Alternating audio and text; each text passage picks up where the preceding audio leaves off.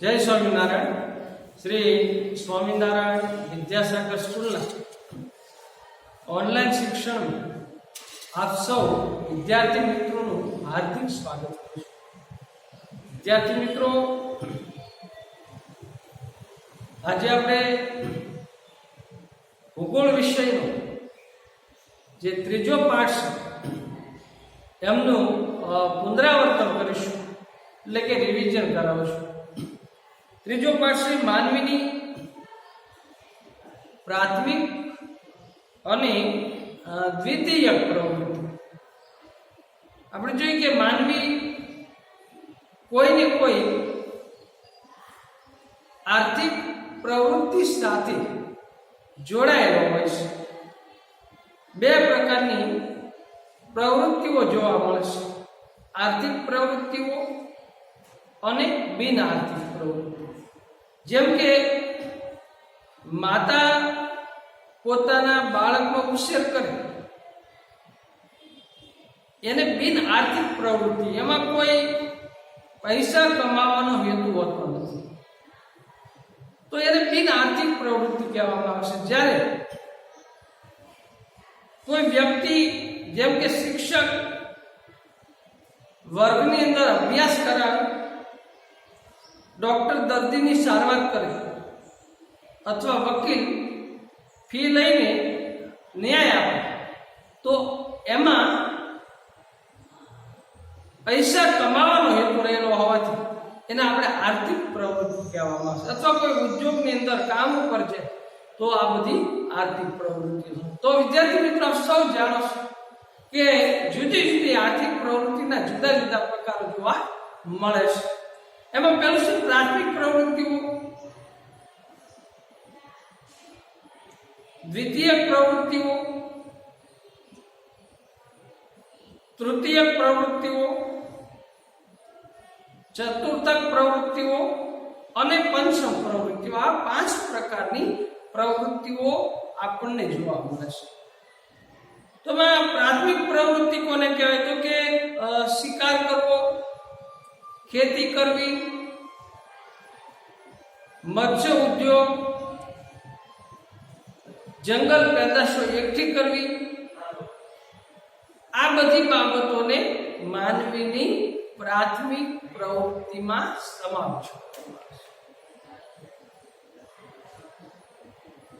ज्यारे द्वितीय प्रवृत्ति तो के एमां तमाम प्रकारना उद्योगोनो समावेश द्वितीय प्रवृत्ति में करवामां आवशे।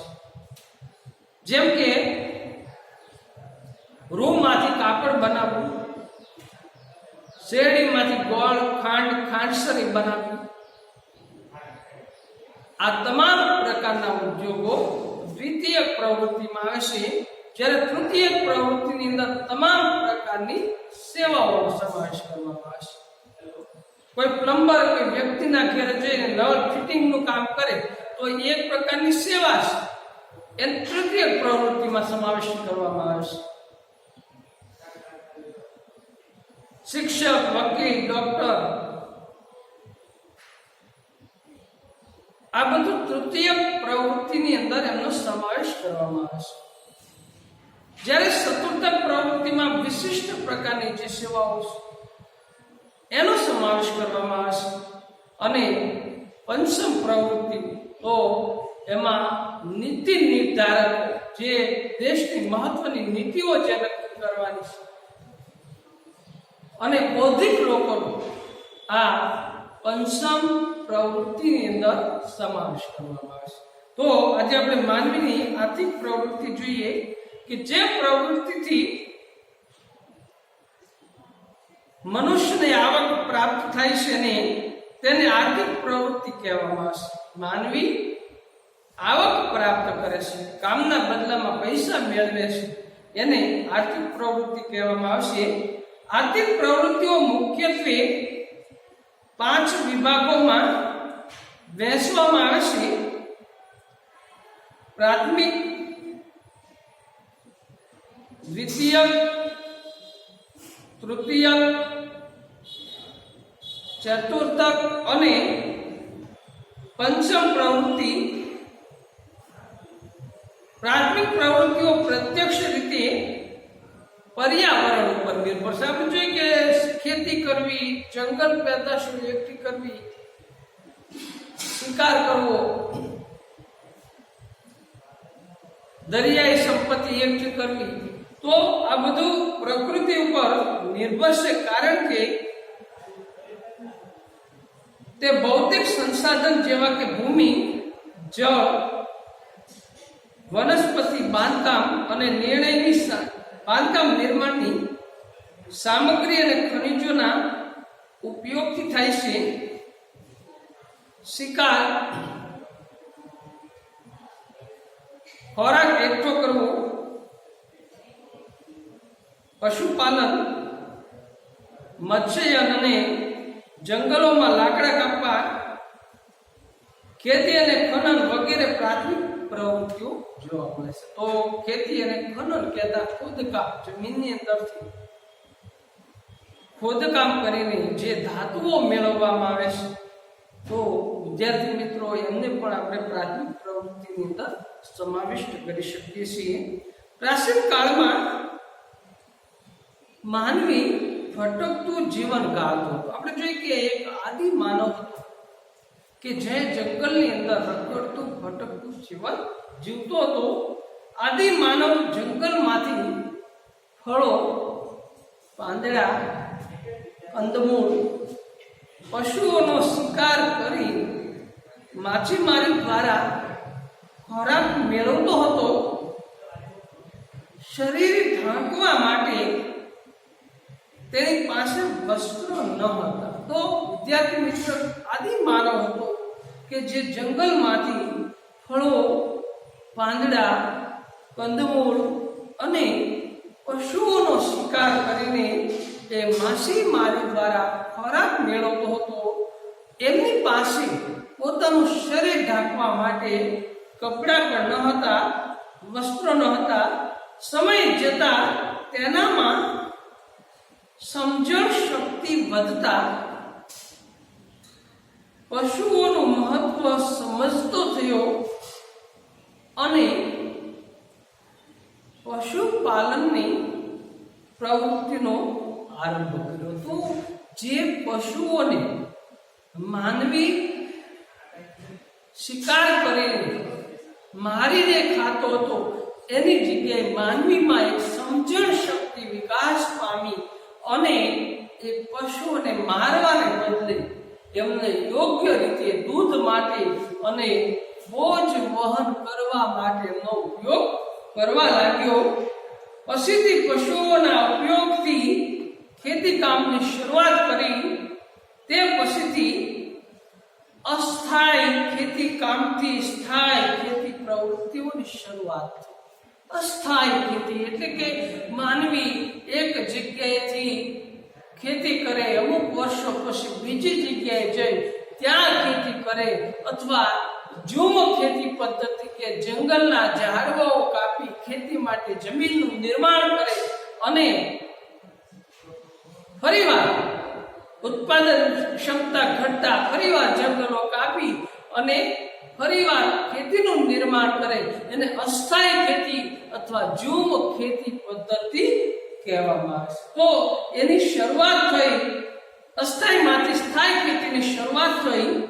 તેનાથી ગ્રામીણ જીવનનો આરંભ થયો. તો ગામડાની શરૂઆત ખેતી દ્વારા લોકો પોતાના ખેતરોની આજુબાજુમાં રહેવા લાગ્યા અને ગામડાની શરૂઆત થઈ. માનવીની જરૂરિયાતો વધવા લાગી. જે ખેતી કરે તે ખેડૂત કહેવાયો અને જે માનવી ખેતી તરફ ન વળ્યા તે ખેડૂતની જરૂરિયાતો પૂરી કરવા વિવિધ કારીગરી વાળા કામ તરફ વળ્યા અને ગ્રામીણ કારીગર વર્ગ અસ્તિત્વમાં આવ્યો. ખેડૂત અને અન્ય શ્રમિકો વચ્ચે વિનિમયનો વ્યવહાર શરૂ થયો. તો ખેતી કરે તે ખેડૂત કહેવાયા અને જે લોકો ખેતી નહોતા કરતા એ એના પૂરક વ્યવસાયમાં જોડાયા અને એમના વચ્ચે ખેડૂત અને શ્રમિકો વચ્ચે એક વિનિમય, વ્યાપાર વિનિમયની પ્રથાની શરૂઆત થઈ. તો ખેડૂત એમને અનાજ આપે ને બદલામાં એ ખેડૂતનું પૂરક કાર્ય કરી છે. આવી એક વિનિમય પ્રથા છે અસ્તિત્વમાં આવી. પછીથી ગામડાના કદ અને આકારમાં પરિવર્તન આવ્યું. તે સાથે ગામડાના લોકોની પ્રવૃત્તિનો વિસ્તાર વધવા પામ્યો. તો ધીમે ધીમે આપણે જોઈએ કે એક આદિ માનવ હતો જે જંગલની અંદર રખડતું ભટકતું જીવન જીવતો હતો. એમની પાસે વસ્ત્રો પણ પહેરવા નહોતા. એમને આમાં સમજણ શક્તિ વધતા ધીમે ધીમે એમણે જોયું કે જંગલોની અંદર જે બીજ પડે છે એમાંથી અંકુર ફૂટે છે અને એમાંથી વૃક્ષ થાય છે અને એ વૃક્ષ ફરીવાર ફળો આપે છે. તો આ પ્રવૃત્તિ એમણે સતત જોઈ કે બીજમાંથી અંકુર ફૂટે છે અને એમાંથી વૃક્ષ બને છે અને એ વૃક્ષ અમુક વર્ષો પછી ફરીવાર એ ફળ આપે છે. અને એના મનમાં વિચાર આવ્યો, ખેતીની શરૂઆત થઈ, નદી કિનારે શરૂઆત. અને એને કારણે ગ્રામીણ વસાહત અસ્તિત્વમાં કે પોતાના ખેતરોની આજુબાજુમાં ગામડાઓ બાંધી અને લોકો રહેવા લાગ્યા. તો આ રીતે એક વિનિમય શરૂઆત થઈ. ગામડાના કદ અને આકારમાં પરિવર્તન આવ્યું. તે સાથે ગામડાના લોકોની પ્રવૃત્તિઓ વિસ્તાર વધવા પામ્યો. 18મી સદીમાં યુરોપમાં ઔદ્યોગિક ક્રાંતિ થઈ. તો વિદ્યાર્થી મિત્રો, ઇંગ્લેન્ડની અંદર કાપડના ક્ષેત્રે ઔદ્યોગિક ક્રાંતિની શરૂઆત થઈ. ઔદ્યોગિક ક્રાંતિ એટલે કે ઉત્પાદનના ક્ષેત્રે, ઉદ્યોગોના ક્ષેત્રે નવા નવા યંત્રો શોધાયા અને ઉત્પાદનની પદ્ધતિમાં જે પાયાનું પરિવર્તન આવ્યું એને ઔદ્યોગિક ક્રાંતિ કહેવામાં આવે છે. ઔદ્યોગિક ક્રાંતિની જનની એમની માતા અથવા ઇંગ્લેન્ડને ઔદ્યોગિક ક્રાંતિની જનની ગણવામાં આવે છે. કયા ક્ષેત્રે ઔદ્યોગિક ક્રાંતિ થઈ? તો કે કાપડ ક્ષેત્રે નવા નવા યંત્રો શોધાયા કે જે વણાટ કામ કરીને રૂમાંથી દોરા કાઢીને જે કાપડ બનાવવામાં આવતું હતું એની જગ્યાએ વિશાળ જથ્થામાં યંત્રો દ્વારા કાપડ બનવા લાગ્યું. અને 1750 થી 1850 જે 100 વર્ષનો સમયગાળો છે એ ઔદ્યોગિક ક્રાંતિનો સમયગાળો ગણવામાં આવે છે. 18મી સદીને સંશોધન યુગ ગણવામાં આવે છે.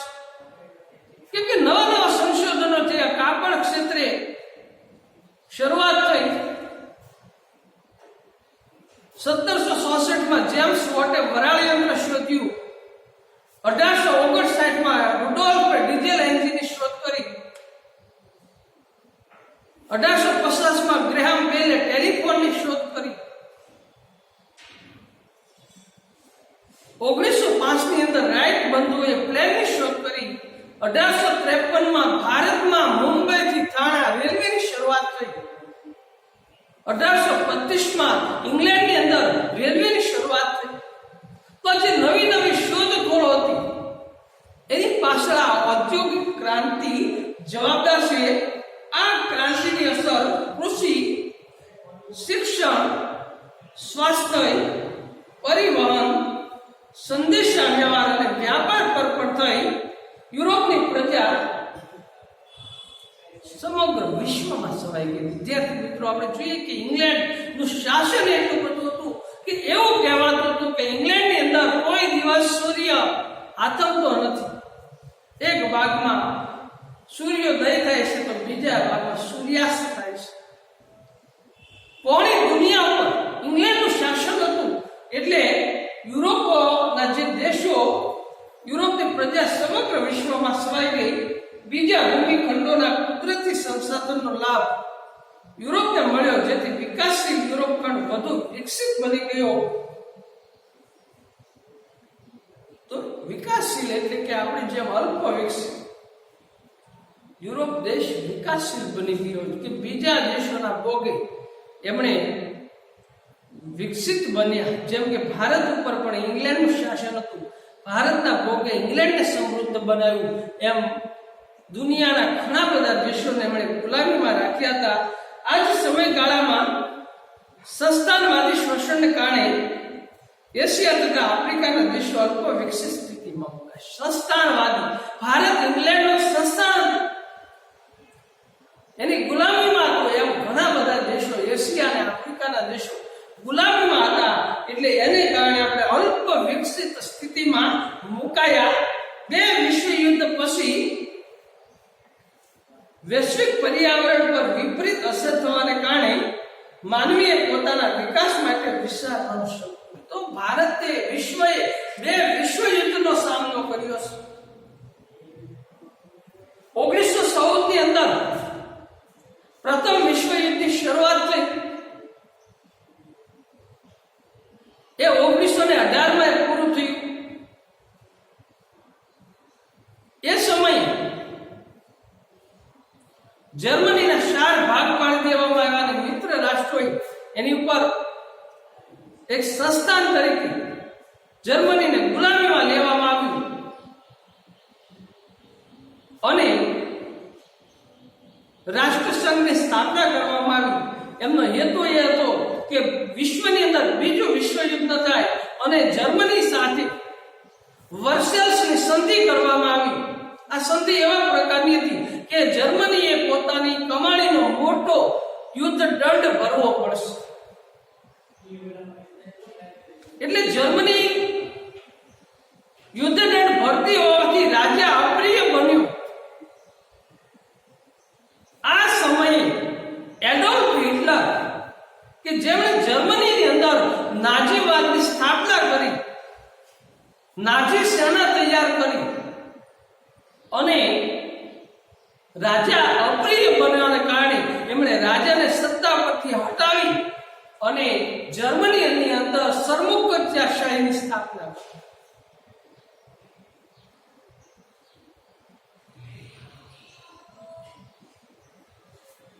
સરમુખત્યારશાહીને કારણે એમણે જે વર્સેલ્સની સંધિ હતી એને પાડીને ફેંકી દીધી. મિત્ર રાષ્ટ્રોને યુદ્ધ દંડ ભરવાનું બંધ કરી દીધું. એટલે ફરીવાર ઈસવીસન 1939 ની અંદર ફરીવાર બીજા વિશ્વયુદ્ધનું નિર્માણ થયું. જાપાન, જર્મની જેવા ધરી રાષ્ટ્રો સામે ઇંગ્લેન્ડ, અમેરિકા જેવા મિત્ર રાષ્ટ્રો અને અમેરિકાએ જાપાનના હિરોશી અને નાગાસાકી પર અણુબોમ્બ નાખ્યા. એ સમયે 2.5 લાખ લોકો મૃત્યુ પામ્યા. જાપાનની વસ્તી 4 લાખની હતી, એમાંથી 2.5 લાખ લોકો મૃત્યુ પામ્યા. જાપાને શરણાગતિ સ્વીકારી અને ઈસવીસન 1945 ની અંદર બીજા વિશ્વયુદ્ધ પૂરું થયું. ઇંગ્લેન્ડની સત્તા નબળી પડી. અમેરિકા અને રશિયા મહાસત્તા તરીકે આવ્યા અને ફરીવાર ઠંડા યુદ્ધની શરૂઆત થઈ. લોકશાહી ધરાવતા દેશો અમેરિકા સાથે જોડાયા. ભારતમાંથી પાકિસ્તાન અલગ થઈ અને અમેરિકાને સપોર્ટ આપ્યો, જ્યારે ભારતે બિન જોડાણની નીતિ અપનાવી. તો આ રીતે બીજા વિશ્વયુદ્ધ પછી વૈશ્વિક પર્યાવરણ પર વિપરીત અસર થવાને કારણે માનવીએ પોતાના વિકાસ માટે વિચારવાનું શરૂ કર્યું. ટૂંક સમયમાં જ માહિતી તંત્રનો વિકાસ થયો. 1980 ના દશકામાં પશ્ચિમ યુરોપીય દેશોમાં જ્ઞાનનું નિષ્પાદન અને પ્રસારણ અગત્યનો વ્યવસાય બની ગયો, જેના પરિણામે 20મી સદીમાં માહિતી ક્રાંતિ થઈ. દૂરસંચાર પ્રૌદ્યોગિકીના પરિણામે સમગ્ર માનવજાતના વિકાસના દ્વાર બની ગયા. તો વિદ્યાર્થી મિત્રો, આ રીતે માનવીએ જે પ્રગતિ કરી, એક આદિ માનવમાંથી એક આધુનિક માનવ બનવા માટેની જે સંઘર્ષ એ માનવી ખેડી છે, તો અહીંયા માનવીની આર્થિક પ્રવૃત્તિના પ્રકારો, આર્થિક પ્રવૃત્તિ જોઈ પડે એના પ્રકારોની વાત આપણે હવે પછીના તાસમાં કરીશું. અને આપણે જે આજથી ગાલા અસાઇનમેન્ટ ના પેપરના રાઉન્ડ શરૂ થાય છે, તો પૂરી નિષ્ઠાથી, પ્રામાણિકતાથી અને યોગ્ય રીતે સારી રીતે પૂરેપૂરું પેપર લખી અને આપણે જમા કરાવીશું. તો આજે જે પેપર છે એના બદલ બધા જ વિદ્યાર્થી મિત્રોને બેસ્ટ ઓફ લક. સારી રીતે લખજો, પ્રામાણિકતાથી લખજો, નિષ્ઠાથી લખજો. તો અહીંયા રાખીએ. જય સ્વામિનારાયણ.